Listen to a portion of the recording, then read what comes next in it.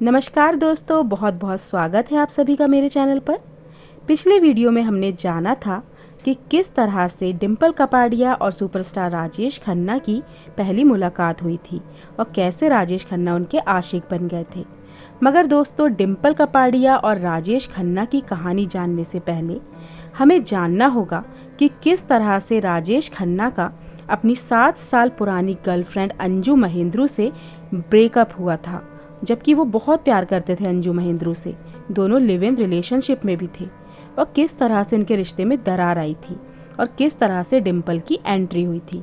डिम्पल के बारे में हम आगे आने वाले वीडियोस में तो जानेंगे, मगर पहले अंजू महेंद्रू और राजेश खन्ना के रिश्तों को लेकर जानना बहुत ज़्यादा ज़रूरी है। तो चलिए आज के वीडियो में हम जिक्र करते हैं अंजू महेंद्रू और सुपरस्टार राजेश खन्ना का। राजेश खन्ना और अंजू महेंद्रू ने अपने करियर की शुरुआत साथ में की थी। धीरे धीरे उनकी दोस्ती प्यार में बदली थी। वह तब से थी जब राजेश खन्ना सुपरस्टार नहीं बने थे। अंजू महेंद्रू और राजेश खन्ना ने साथ में थिएटर के नाटकों में काम किया था। राजेश खन्ना अंजू को प्यार से निकी बुलाया करते थे और अंजू उन्हें प्यार से जस्टिन और जतिन कहा करती थी। दोनों का प्यार बहुत गहरा था। दोनों 7 साल तक लिव इन पार्टनर थे। नए आए सुपरस्टार राजेश और अंजू की निजी जिंदगी पर लगातार सबकी नजरें टिकी रहती थी। उनके रिश्ते को जैसे हर रोज मीडिया की जांच से होकर गुजरना पड़ रहा था। देश के सबसे बड़े सुपरस्टार की गर्लफ्रेंड के बारे में लोग हर बात जानना चाहते थे, मगर अचानक आए इस मीडिया अटेंशन के लिए अंजू शायद पूरी तरह से तैयार नहीं थी। राजेश और अंजू से जुड़ी खबरें और तस्वीरें उस दौर की मशहूर magazines stardust, star and style और फिल्म फेयर में छपती रहती थी। उनकी लव लाइफ के बारे में गॉसिप कॉलम्स में चटखारेदार बातें लिखी जाती। अंजू राजेश के साथ किस पार्टी में गई, किस इवेंट पर उन्होंने क्या ड्रेस पहनी, वो राजेश के साथ कैसी दिख रही थी, हर कोई ये जानना चाहता था। सुपरस्टार की गर्लफ्रेंड मीडिया ने अंजू महेंद्रू के नाम के साथ ये नई पहचान जोड़ दी थी। ये वो पहचान थी जिसे पाने के लिए शायद उस दौर में देश की हर लड़की कुछ भी कर सकती थी। मगर क्या अंजू खुद इस पहचान से खुश थी? कई खबरों में अंजू को डोमिनेटिंग गर्लफ्रेंड तक लिखा जाता है। खुद हर रोज उनका सामना अपने प्रेमी का ध्यान अपनी तरफ आकर्षित करती लड़कियों से होता था। अपने घर के सामने वो राजेश की दीवानी फैंस को उनकी एक झलक देखने के लिए घंटों इंतजार करते देखती। ये सब घटनाएं कहीं न कहीं उनके रिश्ते पर दबाव डाल रही थी। कुछ बदल रहा था। वो चाहता था कि मैं हर वक्त उसके पैरों पर गिरी रहूं, जैसे उसके चमचे गिरे रहते हैं। मैं उससे प्यार करती थी, उसकी चापलूसी नहीं। मेरे लिए वो सिर्फ जतिन या जस्टिन था, वो शख्स जिससे मैंने प्यार किया था, ना कि सुपरस्टार राजेश खन्ना। अंजू ने जज्बाती होकर एक इंटरव्यू में ये बयान दिया था। खुद अंजू को अब तक फिल्मों में कोई खास मुकाम नहीं मिल पाया था। हीरोइन के रूप में उन्हें साइन करने के लिए निर्माता अभी भी आगे नहीं आ रहे थे। वहीं राजेश के लगातार बढ़ते काम की वजह से शायद दोनों के पास साथ बिताने के लिए अब वक्त भी कम होने लगा था। ये भी हो सकता है कि इस रिश्ते से दोनों को जो उम्मीदें थी वो पूरी नहीं हो पा रही थी। अंजू ने आगे कहा, जितना मैं कर सकती थी मैंने अपना व्यक्तित्व, अपनी पहचान उसके मुताबिक ढालने की कोशिश की, उसे खुश करने के लिए।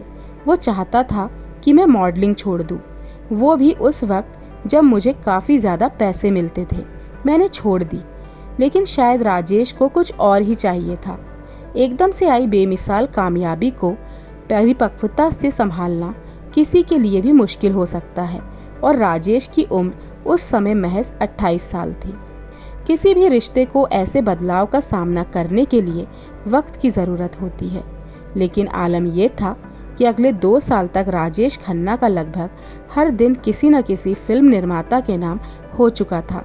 उनकी डायरी में अब ना तो उसके करीबी दोस्तों के लिए वक्त बचा था, न अंजू महेंद्रू के लिए, ना ही खुद के लिए।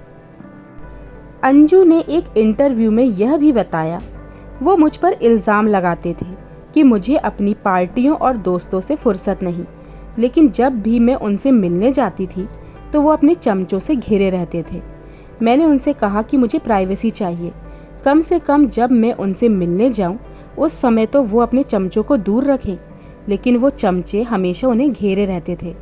दरअसल राजेश को उन लोगों की ज़रूरत थी। बम्बई में उस सुबह बारिश हुई थी। सेंट जोसेफ स्कूल में पढ़ने वाली 11 साल की एक गुजराती लड़की ने राजेश खन्ना की नई फिल्म देखने के लिए क्लास बंक की थी। फिल्म के डायलॉग उस लड़की को जुबानी याद थे, क्योंकि वह पहले भी 2 बार इस फिल्म को देख चुकी थी। अपने स्कूल की बहुत सी लड़कियों की तरह वो राजेश खन्ना की बहुत बड़ी फ़ैन थी। जब तक फिल्म खत्म हुई बारिश रुक चुकी थी।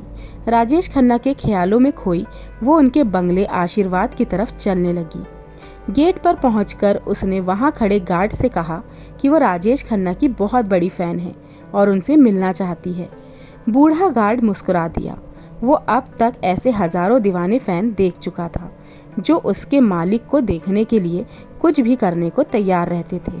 उसने लड़की से कहा, वो घर पर नहीं है, पता नहीं कब तक वापस आएंगे। ये जवाब सुनकर भी लड़की वहां से गई नहीं। वो गेट की एक तरफ खड़ी हो गई। कुछ देर बाद रफ्तार से आती एक सफ़ेद फिएट कार ने बंगले के गेट पर ब्रेक लगाए।